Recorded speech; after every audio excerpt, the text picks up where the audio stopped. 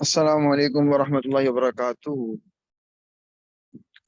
کتاب کا ایک دوسرا نسخہ میں نے آپ کے ساتھ شیئر کیا ہے۔ پہلے اگرچہ ہم دوسرے نسخے میں پڑھتے رہے، اس کے چند صفحات درمیان سے اس میں ہم نے حضرت صفیہ بنت حیی یہاں سے پڑھنا ہے۔ بسم اللہ الرحمن الرحیم۔ حضرت ہارون علیہ السلام کی اولاد سے ہیں، یعنی حضرت موسیٰ کے بھائی حضرت ہارون کی اولاد سے ہیں حضرت صفیہ۔ یہ صرف ان کی خصوصیات تھی کہ ایک نبی کی صاحبزادی اور ایک نبی کی زوجہ تھی۔ صاحبزادی سے مراد یہ کہ ان کی نسل میں سے پہلے کنانہ بن ابی الحقیق کے نکاح میں تھی، اس کے بعد آپ صلی اللہ علیہ وسلم کے نکاح میں آئیں۔ اس کے بعد اگلی زوجہ محترمہ ہیں حضرت جویریہ بنت حارث رضی اللہ عنہا، خزاعیہ بن المسلق کے سردار حارث کی بیٹی ہیں۔ یہ جنگ میں گرفتار ہو کر آئی تھیں، پھر آپ صلی اللہ علیہ وسلم کے نکاح میں آئیں اور اس کی بدولت تمام قبیلہ آزاد ہو گیا اور ان کے باپ مسلمان ہو گئے۔ حضرت میمونہ بنت حارث ہلالیہ رضی اللہ عنہ اول مسعود بن عمر کے نکاح میں تھی، یعنی پہلے حضرت مسعود بن عمر کے نکاح میں تھی، اس نے طلاق دے دی اور تو ابو رحم سے نکاح ہو گیا۔ ان کی وفات کے بعد آپ صلی اللہ علیہ وسلم کے نکاح میں آئیں۔ یہ آپ صلی اللہ علیہ وسلم کی آخری ازواج میں سے ہیں، ان کے بعد آپ صلی اللہ علیہ وسلم نے کوئی نکاح نہیں کیا۔ ان کے علاوہ وہ بعض خواتین سے نکاح ہوا مگر ان کو شرف مصاحبت حاصل نہیں ہو سکا، قبل از رخصت ہی بعض سے علیحدگی ہو گئی، جس کی تفصیل سیرت کی کتابوں میں مذکور ہے۔ یعنی یہ وہ ازواج مطہرات ہیں جن کو آپ صلی اللہ علیہ وسلم کا ساتھ ملا، رخصتی ہوئی اور آپ کے ساتھ رہی۔ تعدد ازواج کے متعلق ضروری یعنی جو آپ صلی اللہ علیہ وسلم نے 4 سے زیادہ شادیاں کی، جبکہ عام امت کو 4 شادیوں تک کی اجازت ہے، اس میں بہت ساری حکمتیں، مصلحتیں پنہاں تھیں۔ یہاں مفتی شفیع صاحب رحمۃ اللہ علیہ نے ان کا تذکرہ کیا ہے کہ اس کی کیا وجہ تھی کہ اللہ تعالیٰ نے آپ کو زیادہ ازواج کے ساتھ شادی کی اجازت دی۔ ایک مرد کے لیے متعدد بیویاں رکھنا اسلام سے پہلے بھی دنیا کے تقریباً تمام مذاہب میں جائز سمجھا جاتا تھا۔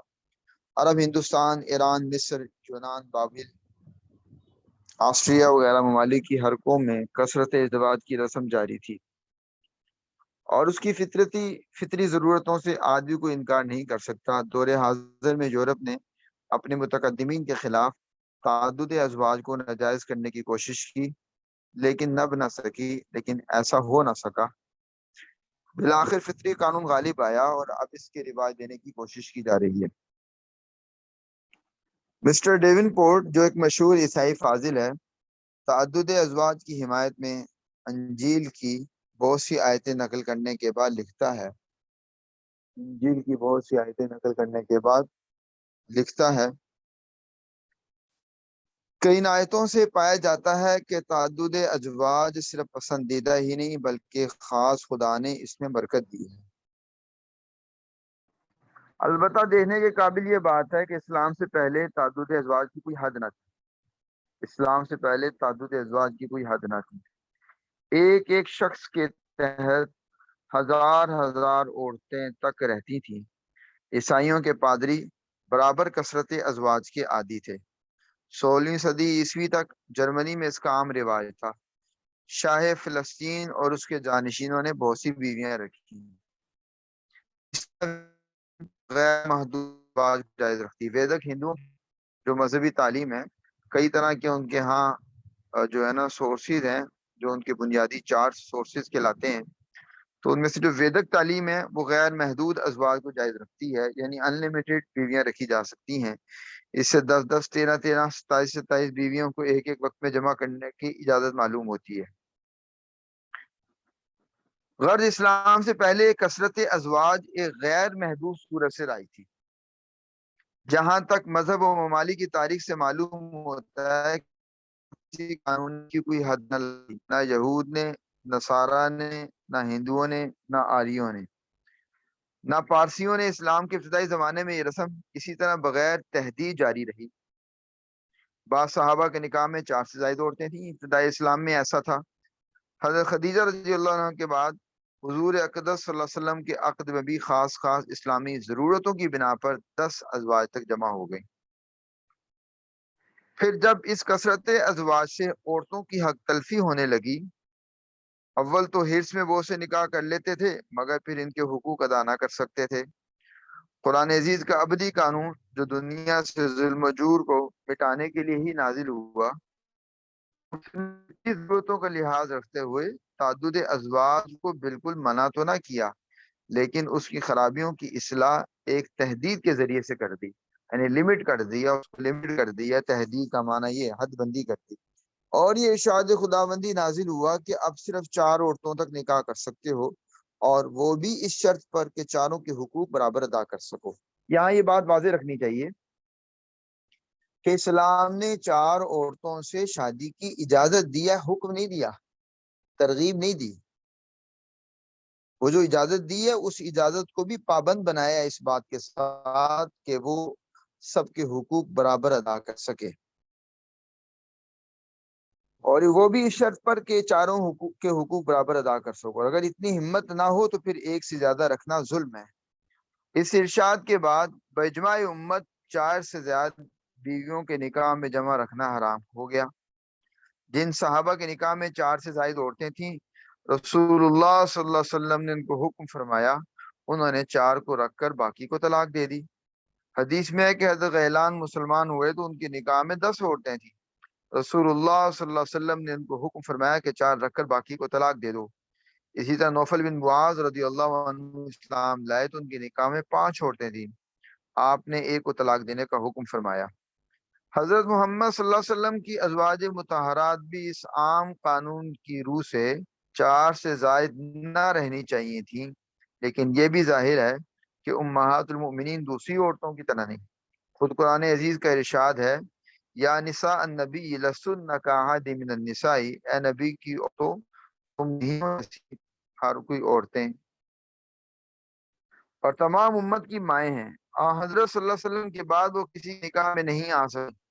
اب اگر عام قانون کے ماتحت 4 کے سوا بھی ازواج مطہرات کو طلاق دے کر علیحدہ کر دیا جاتا تو کتنا ظلم ہوتا کہ اب وہ عمر بھر کے لیے معطل ہو جائیں، اور رحمت للعالمین صلی اللہ علیہ وسلم کی چند روزہ صحبت ان کے لیے عذاب بن جاتی کہ ادھر تو فخر عالم کی صحبت چھوٹتی ہے اور ادھر ان کے لیے اس کی بھی اجازت نہیں ملتی کہ کسی اور جگہ اپنا غم غلط کر سکیں، یعنی کوئی اور شریک حیات بنا سکیں۔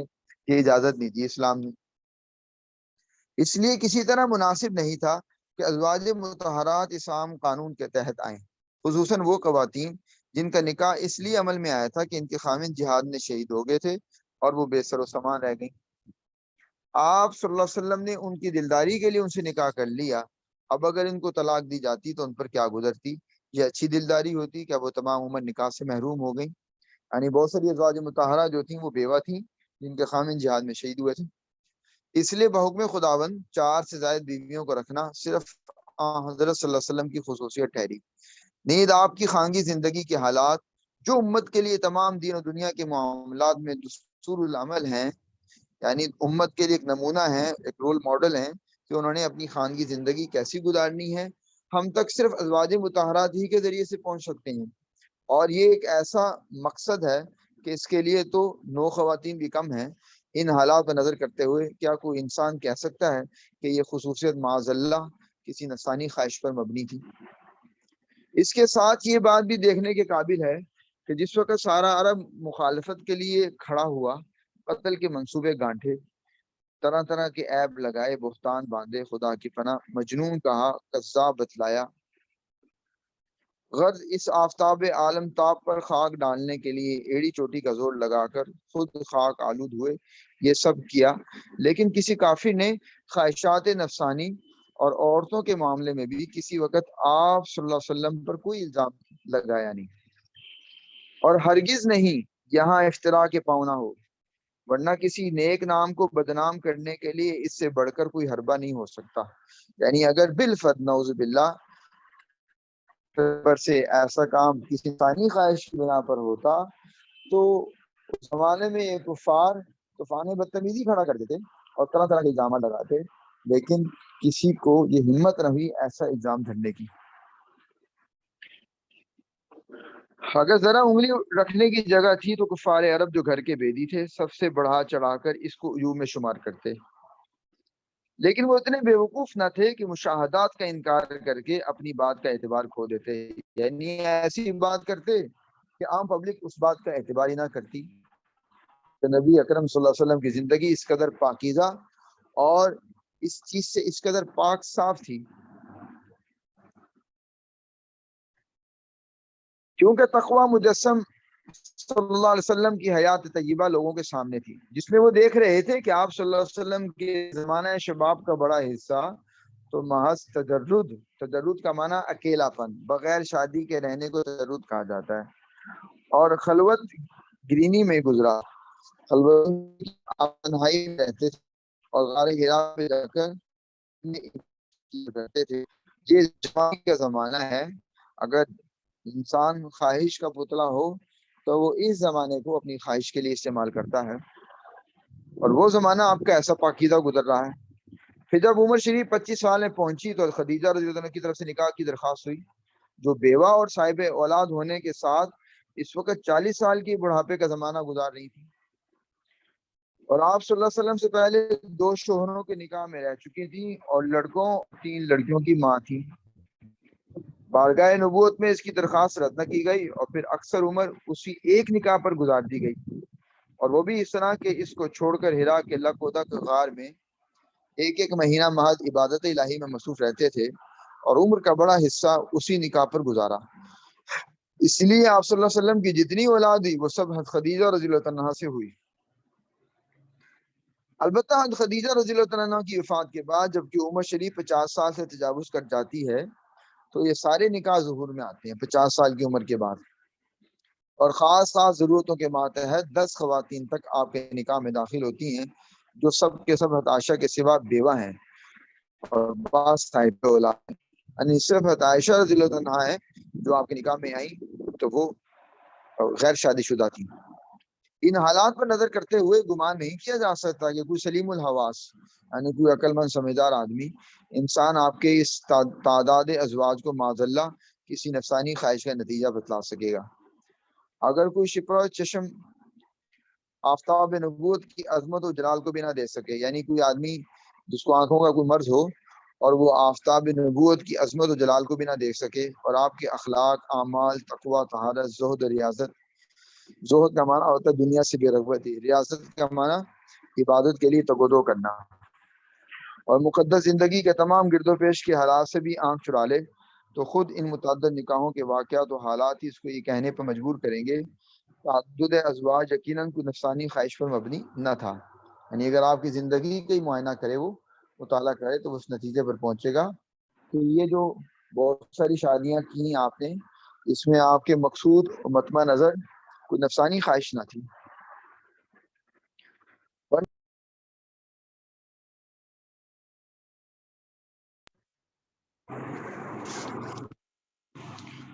ورنہ ساری عمر ایک سن رسیدہ عورت کے ساتھ گزار دینا، 55 سالہ کو اس کام کے لیے تجویز کرنا کسی انسان کی عقل تسلیم نہیں کر سکتی، خصوصاً جبکہ کفار عرب اور وسائے قریش آپ کے ایک اشارے پر اپنا منتخب حسن و جمال آپ کے قدموں پر نثار دینے کے لیے بھی تیار تھے، یعنی کفار نے آپ کو یہ پیشکش کی تھی کہ آپ یہ تبلیغ چھوڑ دیں اور ہم عرب کی سب سے خوبصورت عورت سے آپ کی شادی کرا دیں گے، جیسا کہ سیر و تاریخ کی معتبر کتابیں اس کی شاہد ہیں یعنی اس پر گواہ ہیں، اور اس سے بھی قطع نظر کی جائے تو خود مسلمانوں کی جمعیت بھی اس عرصے میں لاکھوں کی تعداد پہنچ چکی تھی، جن کی ہر عورت آپ صلی اللہ علیہ وسلم کے عقد میں داخل ہونے کو بجا طور پر فلاح دارین سمجھتی، یعنی مسلمانوں کی عورتوں میں سے اگر آپ کسی سے شادی کرنا چاہتے جو خوبصورتی میں بھی ہوتی اور غیر شادی شدہ بھی ہوتی تو آپ کر سکتے تھے۔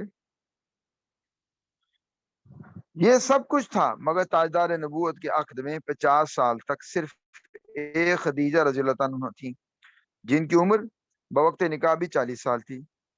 پھر اس کے بعد جن خواتین کا نکاح کے لیے انتخاب کیا جاتا ہے وہ سب اولاد ہیں۔ امت کی بے شمار لڑکی اس وقت بھی انتخاب میں نہیں آئیں، اس مختصر رسالے میں تفصیل کی گنجائش نہیں، ورنہ دکھلا دیا جاتا کہ آپ صلی اللہ علیہ وسلم کے یہ متعدد نکاح کس قدر اسلامی اور شرعی ضرورتوں پر مبنی تھے۔ نیز اگر یہ نہ ہوتے تو بہت سے وہ احکام جو عورتوں ہی کے ذریعے سے امت کو پہنچ سکتے تھے وہ سب مخفی رہ جاتے۔ کس قدر بے حیائی اور حق کشی ہے کہ حضرت رسالت مآب صلی اللہ علیہ وسلم کے اس تعدد ازواج کو نفسانی خواہش پر معمول کیا جائے۔ دوستوں نے عقل و حواس کو اندھا کر دیا ہے تو کوئی کافر بھی ایسا نہیں کر سکتا۔ نبی کریم صلی اللہ علیہ وسلم نے تو 9 ازواج مطہرات کو چھوڑ کر انتقال فرمایا۔ آپ کے بعد سب سے پہلے ازواج مطہرات میں سے حضرت زینب رضی اللہ عنہ بنت جہش کی وفات ہوئی اور سب سے آخر میں حضرت ام سلمہ رضی اللہ عنہا نے وفات پائی۔ ایک شجرہ تھا جس میں حضرت مفتی شفیع صاحب رحمۃ اللہ علیہ نے اس بات کو ثابت کیا کہ آپ صلی اللہ علیہ وسلم کے متعدد نکاح ان کی توجہ کیا تھی۔ ایک تو یہ ہم اس کو خلاصہ سمجھ لیتے ہیں کہ آپ صلی اللہ علیہ وسلم کے نکاح پہلے سے موجود تھے اور اللہ تعالیٰ نے بعد میں یہ قانون نازل کیا کہ 4 سے زیادہ نکاح کی اجازت نہیں، اور عرب میں عام دستور تھا کئی نکاح کرنا۔ دوسری بات یہ ہے کہ آپ صلی اللہ علیہ وسلم نے جب اللہ تعالیٰ کی طرف سے اجازت دی تو آپ کے لیے خاص حکم یہ تھا کہ آپ نے ازواج مطہرات میں سے کسی کو طلاق نہیں دینی، چھوڑنا نہیں، تاکہ وہ جو بندھن ایک چل رہا ہے وہ چلتا رہے۔ نیز یہ کہ حضور اکرم صلی اللہ علیہ وسلم کی یہ ساری شادیاں حضرت خدیجہ کے علاوہ یہ 50 سال کی عمر کے بعد ہوئی ہیں۔ ساری عورتیں سوائے عائشہ کے بیوہ ہیں، تو ایسی صورت میں یہ سوچا بھی نہیں جا سکتا کہ نعوذ باللہ یہ سارا تعلق نفسانی خواہش پر مبنی ہوگا۔ آپ صلی اللہ علیہ وسلم کے چچا اور پھوپھیاں عبد المطلب کے 10 بیٹے تھے، حارث، زبیر، حجل، ابو لہب، عباس، حمزہ، ابو طالب، عبداللہ، جن میں سے عبداللہ آپ صلی اللہ علیہ وسلم کے والد ماجد ہیں، باقی 9 آپ کے چچا ہیں۔ حضرت عباس رضی اللہ تعالیٰ عنہ اپنے سب بھائیوں میں چھوٹے رہے ہیں۔ آپ کی پھوپھیاں 6 ہیں، امیمہ، ام حکیم، برہ، عاتقہ، صفیہ اور اروہ۔ آپ کی پیرا داری کرنے والے سعد بن معاذ رضی اللہ تعالیٰ عنہ جنہوں نے غزوہ میں آپ کی نگہبانی کی، ذکوان بن عبد قیس رضی اللہ عنہ اور محمد بن مسلمہ رضی اللہ عنہ انصاری نے غزوہ احد میں، زبیر رضی اللہ تعالیٰ عنہ نے غزوہ خندق میں، اور عباد بن بشیر رضی اللہ عنہ اور سعد بن ابی وقاص رضی اللہ عنہ اور ابو ایوب رضی اللہ عنہ اور بلال حبشی رضی اللہ عنہ نے وادی قرا میں، اور جب یہ آیت نازل ہوئی واللہ یعصمک من الناس کہ اللہ تعالیٰ لوگوں سے آپ کی خود ہی حفاظت کریں گے، تو پہرے داری اٹھا دی گئی۔ یعنی پہلے آپ کے پہرے دار مقرر ہوتے تھے، یہ صحابہ تھے جو آپ کی پہرے داری کیا کرتے تھے۔ پھر آیت مبارکہ نازل ہوئی کہ اللہ آپ کی نگہبانی خود کرے گا، جس میں اشارہ تھا کہ آپ پہرے دار مقرر نہ کریں تو پہرے ہٹا دیے گئے۔ بنائے کعبہ اور قریش کا آپ کو بے اتفاق امین تسلیم کرنا، یہ درمیان میں ایک ضمناً بات آئی۔ اب ہم دوبارہ زندگی کے اسی تسلسل کی طرف چلتے ہیں۔ کیونکہ خدیجہ رضی اللہ عنہ کے نکاح کی جب بات آئی تھی تو وہاں سے مفتی شفیع صاحب رحمۃ اللہ علیہ کا جو رخ تھا کتاب کا وہ ازواج مطہرات کی طرف چلا گیا۔ ازواج مطہرات کے تذکرے میں اولاد تذکرہ آیا اور اولاد کے بنات کے، اور ازواج کے تذکرے کے بعد خاندان کا بھی تذکرہ آ گیا، چچا اور پھوپھیاں، اور ساتھ ہی ضمناً پہرے داروں کا بھی تذکرہ آ گیا۔ اب واپس ہم اسی طرف جا رہے ہیں کہ 25 سال کی عمر میں حضرت خدیجہ سے نکاح ہوا، اور پھر نبوت سے پہلے ایک اہم واقعہ پیش آیا جو لگ بھگ 35 سال کی عمر میں پیش آیا کہ کعبے کو دوبارہ تعمیر کیا گیا، اور جب کعبے کی تعمیر مکمل ہوئی حجر اسود کو رکھنے کا موقع آیا، اور ہر قبیلہ عرب کا یہ چاہتا تھا کہ یہ سعادت اسے ملے۔ چنانچہ اس میں کیا ہوا، آپ صلی اللہ علیہ وسلم عرب میں نمایاں ہوئے، مکے میں آپ کی عزت افزائی ہوئی اور آپ کی مقام و مرتبے کی بلندی ہوئی۔ یہ اب دیکھتے ہیں ہم اس کو۔ جب آپ صلی اللہ علیہ وسلم کی عمر شریف 35 سال ہوئی، اس وقت قریش نے بیت اللہ کی اثر نو تعمیر کا ارادہ کیا۔ بیت اللہ کی تعمیر ہر شخص اپنی سعادت سمجھتا تھا، اور قبائل قریش نے اپنی قسمتوں کا فیصلہ اس پر رکھا تھا کہ اس کی تعمیر میں زیادہ حصہ لیے جائے۔ چنانچہ اس تعمیر کو قبائل میں تقسیم کرنے کی نوبت آئی تاکہ کوئی جھگڑا پیش نہ آئے، بھائی کوئی حصہ یہ قبیلہ تعمیر کر لے، کوئی حصہ یہ قبیلہ۔ اسی طرح تقسیم عمل کے ساتھ بنائے کعبہ حجر اسود تک پہنچ گئی، یعنی پورا کعبہ تعمیر ہو گیا سوائے حجر اسود کے۔ لیکن اب حجر اسود کو اٹھا کر تعمیر میں نصب کرنے کے متعلق سخت اختلاف ہوا۔ ہر قبیلے اور ہر شخص کی خواہش تھی کہ وہ عادت کو حاصل کرے، یہاں قتل و قتال پر عہد و پیما ہونے لگے۔ قوم کے بعد سنجیدہ لوگوں نے ارادہ کیا کہ مشورہ کر کے کوئی صلح کی صورت نکالیں، اور اس غرض کے لیے مسجد میں گئے۔